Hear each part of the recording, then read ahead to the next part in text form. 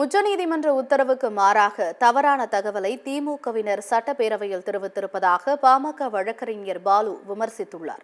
சென்னையில் செய்தியாளர்களை சந்தித்த பாலு, சாதிவாரி கணக்கெடுப்பு பற்றி உச்சநீதிமன்றத்தில் தொடரப்பட்ட வழக்கில் மாநில அரசு விரும்பினால் உள் ஒதுக்கீடு வழங்கலாம் என்று தெளிவாக தெரிவித்திருப்பதாக குறிப்பிட்டார். சட்டப்பேரவையில் வன்னியர்களின் இடஒதுக்கீடு குறித்த திமுகவினரின் பேச்சு தவறான தகவல் என்றும் தெரிவித்தார். திமுக அரசு இடஒதுக்கீடு விவகாரத்தை கிடப்பில் போட்டிருக்கிறது என்றும் பாமக வழக்கறிஞர் பாலு குற்றம் சாட்டினார்.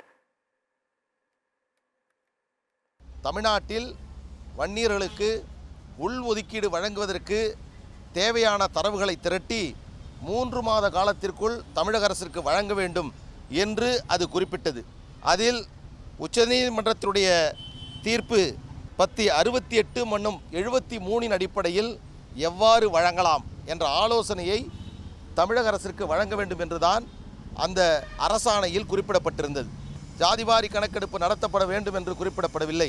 தமிழக முதலமைச்சராக இருக்கக்கூடிய ஸ்டாலின் அவர்கள், நாங்கள் ஆட்சிக்கு வந்தால் வன்னியர்களுக்கு உள் ஒதுக்கீடு வழங்குவோம் என்று சொல்லி அன்றைக்கு ஏமாற்றி விக்கிரவாண்டி தொகுதியில் இருக்கக்கூடிய வன்னியர் மக்களிடம் வாக்குகளை பெற்றவர் திமுக.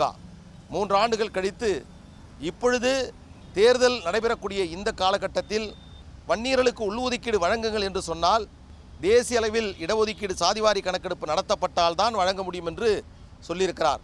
அதை விக்கிரவாண்டி தொகுதியிலேயே சொல்லியிருக்கலாமே.